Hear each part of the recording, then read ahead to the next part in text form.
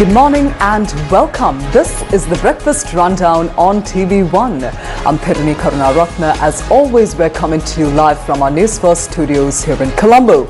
This morning too, we're ready to bring to you details of all the top stories from both here at home and around the world. Stay tuned with us for the news in detail. As always, we start off with news here at home.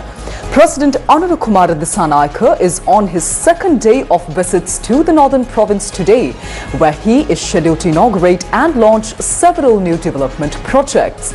Now, this morning, the president is expected to arrive in Mulathu, where he will preside over the launch of the National Coconut Cultivation Promotion Program, held in parallel with the World Coconut Day. This initiative will focus on promoting the Northern Coconut Triangle, covering Jaffna, Mulathu and Mannar districts. As part of the program, the first model coconut seed farm in this region will be established in Palay. The project aims to cultivate 16,000 acres of coconut in the northern province by 2025, with plans to expand to 50,000 acres by 2027. Later today, the president will also take part in the groundbreaking ceremony for the construction of the Vattuvakkal Bridge in Mulathu. Now, on Monday, President Therunee launched a series of development projects in Jaffna. Among them was the commencement of the third phase of the Jaffna Miley Fisheries Harbour Development Project. He also laid the foundation stone for the proposed Jaffna Manathu International Cricket Stadium in the afternoon. In addition, the president inaugurated the transformation of the historic Jaffna Public Library into a modern e-library and officially opened the new Jaffna Regional Office of the Department of Immigration and Immigration. Thereafter, President Therunee visited the Katchathu Island, where he engaged with local fishermen and inquired into the challenges that they face in their livelihoods. Meanwhile, the Ministry of Transport, Highways, Ports and Civil Aviation has announced that tenders have been called for the renovation of the Colombo Fort Railway Station. The project, supported by the Asian Development Bank, aims to transform the Fort Railway Station into a modern transport hub equipped with upgraded facilities. According to the ministry, the estimated cost of this renovation is 1,395 million rupees, and the project is expected to be completed within 15 months. Tenders have already been invited and development activities are scheduled to commence by the end of this year. Now, Indonesian ambassador to Sri Lanka, Dewi Gustina Tobing, met with Minister of Health Nalinda Jayatissa yesterday at the Ministry of Health and Mass Media.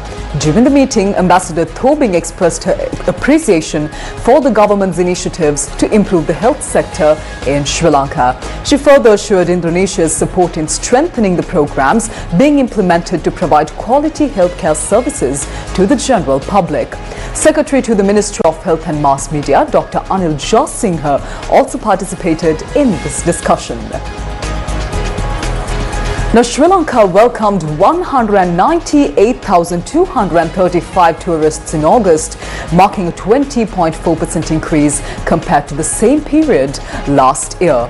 According to statistics, 164,609 tourists visited the country in August 2024, highlighting the steady growth in arrivals this year. The Sri Lanka Tourism Development Authority reported that India remained the leading source market, with 46,473 Indian tourists visiting the island in August alone. From January to August 2025, Sri Lanka recorded a total of 1,566,523 tourist arrivals. Moving on to more local news this morning. The Ministry of Health has launched an investigation into a statement made by Dr. Rukshan Bellana, Deputy Director of the National Hospital of Sri Lanka, regarding former President Ranil Wickremesinghe. The inquiry is being conducted by the ministry's investigation unit. Meanwhile, Dr. Bellana was recently questioned by the Criminal Investigation Department over a separate statement that he made concerning Prime Minister Dr. Harini Amarasuriya. With that, let's take a look at a certain crime incident that was reported yesterday.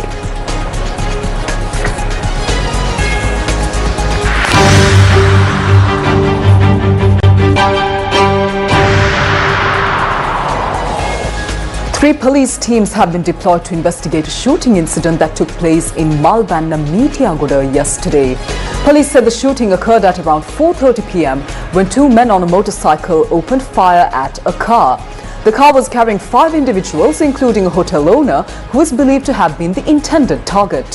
However, the car's driver, a 29-year-old resident of Sinigama, sustained injuries in this attack. He was admitted to the hospital, though police confirmed his condition is not critical. Following the shooting, the gunman fled the scene, while the motorcycle rider was arrested along with a T-56 assault rifle used in the attack. Meanwhile, police statistics reveal that 90 shooting incidents have been reported in the country so far this year, leaving 49 people dead and 49 others injured. And finally, on to your weather forecast for today. The Met Department says that a few showers may occur in the western and Sabaragamu provinces and in the Gaul, Mathura, Kandy and Nura Eliya districts. Showers or thunder showers may occur at a few places in the Uva province and in the Ampara and Batiklu districts after 2 p.m. today. Fairly strong winds of about 30 to 40 kilometers per hour can be expected at times over the western slopes of the central hills and in the north-central, northwestern provinces and in the Hambantota district. Also, the sun is going to be directly over the latitudes of Sri Lanka during the 28th of August to the 7th of September due to its apparent southward relative motion. The nearest places of Sri Lanka over which the sun is overhead today are Andigama, Balalla, Migaswaba, Bambargaswaba, Bakamuna, Aralagamila, Chenkaladi and Erabur at about 12:10 noon. Coming up next is international news for this morning.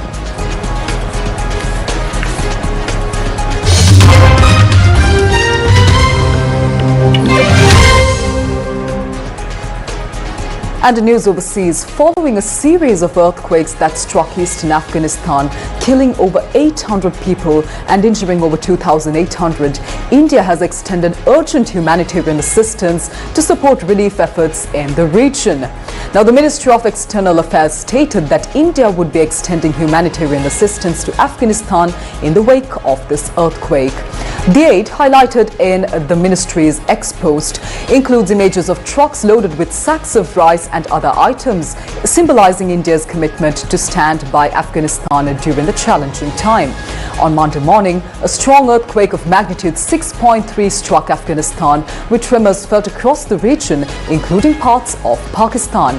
This was followed by a series of aftershocks with magnitudes ranging between 4 and 5. According to a report issued by the United Nations Office for the Coordination of Humanitarian Affairs, the earthquake occurred in Afghanistan's Nangarhar province near the Pakistan border, with the epicenter in the Kamari district of the region.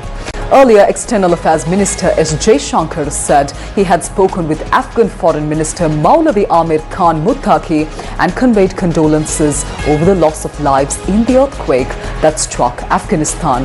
He further noted that India has already dispatched relief material to Afghanistan, with 1,000 family tents sent to Kabul and 15 tons of food materials moved from Kunar from Kabul by the Indian mission located there.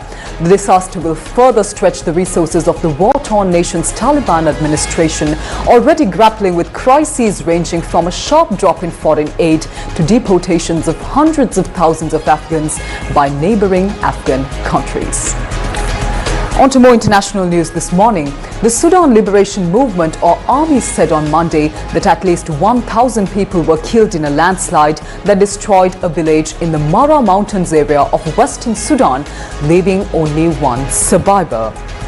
The landslide struck after days of heavy rainfall. Now, the movement, which controls the area located in Darfur region, appealed to the United Nations and international aid agencies to help recover the bodies of the victims, including men, women and children.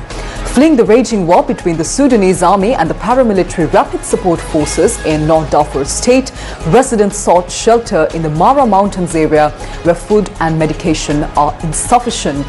The 2-year civil war has left more than half of the population facing crisis levels of hunger and driven millions from their homes, with the capital of North Darfur state, Al-Fashir, being under fire. With that, let's move on to sports news this morning.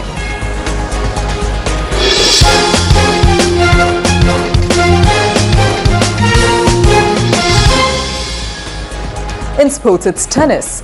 Two-time US Open champion Naomi Osaka says beating Coco Gauff to earn her most impressive win since giving birth is one of the moments she plays tennis for. Japan's Osaka knocked out American third seed Gauff with a 6-3, 6-2 win to reach the New York quarterfinals. Gauff came into her home Grand Slam clouded by uncertainty in her game, and it showed in a subdued performance. Former world number one Osaka played patiently to draw mistakes out of her opponent, whose forehand was particularly unable to cope with the scrutiny. Osaka, seeded 23rd, broke into the coy but satisfied smile before clapping Gauff, who made a hasty exit off the court. Four-time Grand Slam champion Osaka's victory moved her into the last eight of the major for the first time since she won the 2021 Australian Open. It was also her biggest win by ranking since beating then world number one Ashley Barty at the China Open in 2019. Well, that brings to a close this morning's edition of the Breakfast Rundown on TV1. I'm Therunee Karunaratne. Thank you for joining us this morning. Do join us tomorrow as well, same time, same place, for more of the very latest from here at home and around the world. Take care. Have a wonderful day ahead.